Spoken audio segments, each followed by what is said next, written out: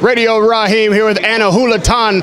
You are one of the dangerous people on the carpet that's kind of sneaky. Not everybody knows that you're a fighter too. Obviously you're a boxer and now you've transitioned into MMA. Talk to me about the difference between the two sports. Oh my gosh, I mean, talking about the cage versus the ring. Let's start out with that. Like in boxing, like I just know that you just gotta know how to cut off the ring, and you have the corners and so forth, right? Now, if you do that in the cage, they have what they call running the rail.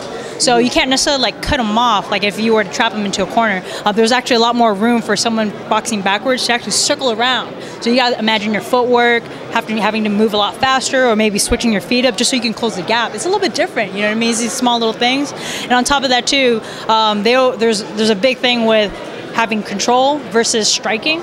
So let's say if, you know, I'm boxing in the cage, this wrestler takes me down, my back's on the ground, right? But I managed to grab the wrestler's head, slashed out an elbow, and I started opening him up, right? So there's blood, everything, there's pain. Usually when a girl wants you to open up, they doesn't mean an elbow smash to the head. A lot of people contrast boxing and MMA. You know, you hear fighters being called out on both sides. Do you think that's like, you know, is this apples and oranges? Is that just ridiculous? Or can boxers transition into MMA and the other way around? Because what you're doing is a pretty tough feat. In terms of like other fighters from different sports moving into boxing, I think it's gonna be a little tough. I always go with the classic example. It's a great fight, and I think, you know, this person is an amazing fighter. But Chris Cyborg, when she fought Drina Jars, it was a Muay Thai fight. That's Chris Cyborg. She wasn't used to that arena. She didn't win that. But if you were to switch it around, if they were in a cage, I mean, she would kill that girl all day.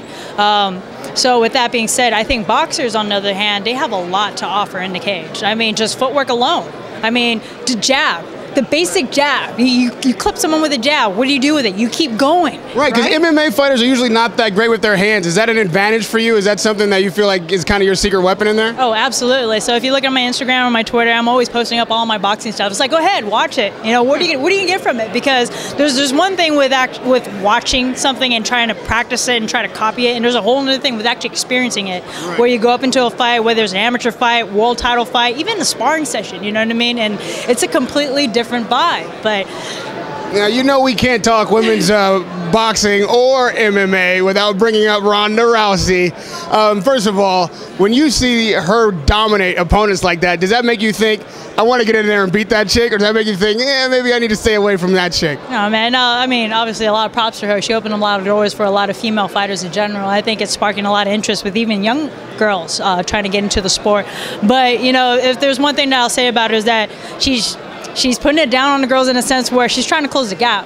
I would love to see a female boxer, because we're not in the same weight class. You know, I'm a lot smaller than she is and stuff, but I'd like to see someone kind of extend around a little bit more, use a little bit of footwork, use a little bit of head movement, try to go from up, down, whether you're like here, you know, here, and just kind of moving your positioning, you know, not giving her what she's accustomed to, which is the range, that clinching range. And I feel like boxing, even the top amateur boxers right there, you can just win the fight, I think, for that particular style with a simple 1-2. Straight punches all day, angle off to the side, and you just keep going and just not get touched. You know, there's a lot of young girls out there that are fighters, that have the heart and the spirit and are true athletes, but the road to success and money in a boxing or MMA, it's got to be tough for a woman. What would you give as advice to young fighters out there that are female looking for a way in? How do you get this done? I'd say first off, you know, get the whole gender thing out of your head, and just, if you're a fighter, just act like it. It's an entertainment sport, so if you gotta, you know, promote yourself, do whatever you can, find your style. Whether, you know, you got to be in a swimsuit and kind of pose for everyone, you know, go ahead and be it. But at the same time, if you step into the ring, you got to put it down.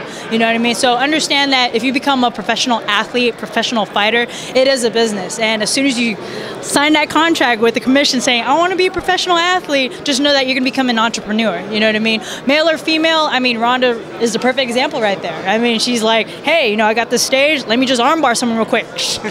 Right? Anna Julaton, ladies and gentlemen. We'll miss you in the ring, but we'll see you in the octagon. It's a pleasure to talk to you. Radio Raheem with Anna Julaton.